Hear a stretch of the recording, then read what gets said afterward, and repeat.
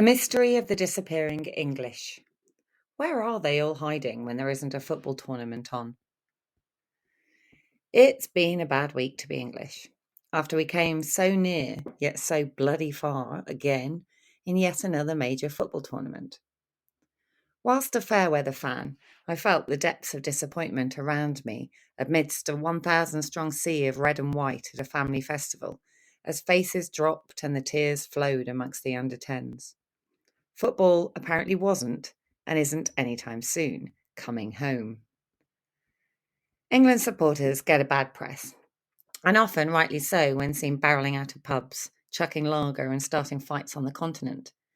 But when faded popstrel-turned-podcaster Lily Allen waded in on them this week, sharing an image of overweight, balding men grasping pints in the rain, crying into their beers, she was derided as classist, snobby, and ignorant, at least flag-wise. One particularly biting repost: I guess working class accents are more useful than working class people. Because yes, pride in English identity does seem to have become a working class thing, or at least restricted to the somewheres. And football now seems to be the only time the St George's flag is allowed to display anything akin to national pride. Unless, that is, you're a black cab driver. The Palestine flag is apparently fine, the St George not so much, although the one-sided press coverage of Sadiq Khan's woke ban also shows the class divide here. Whilst the UK, London especially, turns green for St Patrick's Day, April the 23rd is merely another date in the calendar, one that many English wouldn't even know is St George's. Want to celebrate being English? Just shush. You must be far right, or will at least be accused of it. Gammon, Brexiteer, nationalist, etc. Where exactly is Englishness amidst Britishness now, particularly now that all the other Brits have dropped it in preference for their Scottish, Welsh and Irish identities? Even the Cornish seem more inclined to their local identity than Englishness these days. As a result, the two are now frequently conflated, with the English the only nation to wave the Union Jack, and pretty much only during royal occasions, Wimbledon or at the last night of the proms. It often gives me pause for thought, as my husband is Scottish and proud, kilted and sporraned up for every formal occasion, and now I have dual identity children. This makes the occasional football or rugby match difficult, but really little else besides. And for all the Scottish-English rivalry, which, let's be honest, only goes in one direction, I love that my children have Scottish heritage. Indeed, their Scottish family has much more interesting ancestry than my own, descended from Stevenson lighthouse builders, and more recently a successful female author.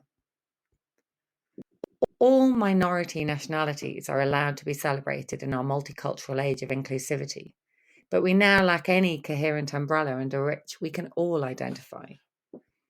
In the US, immigrants, I believe, are still required to pledge their allegiance to a flag that flies across the nation, with the national anthem played at every major event. But in the UK, we do neither, and make little attempt to unify the various nationalities now on this island. Harking on about Britain's illustrious past is now frowned upon. Too much controversy with regards to power plays and empire. Modern Britain is no longer one evoked by Hovis adverts, Last of the Summer Wine, or John Major's 1993 speech, where he said, 50 years from now, Britain will still be the country of long shadows on county grounds, warm beer, invincible green suburbs, dog lovers and pool fillers, and as George Orwell said, old maids bicycling to Holy Communion through the morning mist. And if we get our way, Shakespeare still read even in school. Britain will survive, unamendable in all essentials. But has it, only 30 years on? It is, at least in the main, still a green and pleasant land, as of the famous Jerusalem lyrics, but perhaps only for as long as we can protect the green belt or keep the solar farms at bay. The outdoors lover in me adores the very English Lake District, with my coast-to-coast walk across the north of England one of my most precious memories. The history student in me loves the beauty and traditions our history has bequeathed us, gorgeous cathedrals and stately homes built over generations, not just lifetimes, well-planned towns, poetry, literature, philosophy and art. And for some reason, this tiny island, and the English especially, have gifted the world some of the best music of the last century. And the love of all things British survives abroad, as the queues of tourists queuing for a photo outside the red phone box in the shadow of Westminster Tower attest. A second cousin is the son of a GI bride who adores British history and has written a history of York Minster over successive visits. A good friend in Canada sends me frequent forwards about British humour, conventions and history. All our overseas guests marvel at our history and generations-long traditions, and would delight in my father regaling them with Shakespeare's Henry V St. Crispin's Day speech at parties. Which begs the question, what, if any of this, is worth us feeling pride in? Even the monarchy itself is faced with the existential threat of a rising tide of republicanism, and the National Trust seems hell-bent on apologising for who we were throughout history. Last week, I saw an arresting tweet by Gad Sard, a Canadian professor of behavioural science, which stopped me in my tracks. He wrote, "World history is defined by the following simple rule. There are two groups on either side of a river. Each covets various resources from the other group. The only thing that stops a perpetual conflict between the two groups is the realization by each group that the other will respond in equal measure, or worse, if attacked."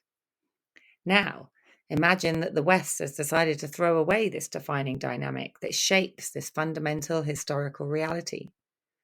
Defending what is ours is rooted in our genes. It is a central feature of our human nature. But the West has said that we are so progressive, so empathetic, so enlightened that we are not bound by pedestrian biology. Hence, we will not defend our culture. We will not defend our heritage. We will not defend our religion. We will not defend our women. We will not defend our children. We will not defend our values. According to our Western leaders, only barbarians worry about such defensive concerns. We are open, tolerant, kind, compassionate, welcoming. No amount of evidence can convince us that other groups might do us harm. And hence, we brainwash our children who become our politicians. We rejoice in the rape of our societies because this proves that we are kind. But how can you change anything when your society is hell-bent on committing orgiastic suicide? Ouch. Whilst somewhat apocryphal, I do tend to agree that our inability to foster any sense of shared identity amongst the disparate groups that make up modern Britain is a serious error, and yet another reason why modern Britain is so polarised. It strikes me that for a society to survive, let alone thrive, the people must feel proud of themselves, their culture, their values, their ideas, their history, and that they must pass that pride on to their kids. Yes, a reconciliation of the worst aspects of our past is hugely important, with many lessons to be learned, but we seem hell-bent on throwing out all the good with the bad and blaming ourselves for the mistakes of our ancestors. I'll save the last, more eloquent diagnosis of what might be going on to Thomas Sowell. Despite a tendency in some intellectual circles to see the nation as just a subordinate part of the world at large, some acting or even describing themselves as citizens of the world, patriotism is, in one sense, little more than a recognition of the basic fact that one's own material well-being, personal freedom, and sheer physical survival depend on the particular institutions, traditions, and policies of the particular nation in which one lives. There is no comparable world government, and without the concrete institutions of government, there is nothing to be a citizen of or to provide enforceable rights, however lofty or poetic it may sound to be a citizen of the world. God save the King. England, England.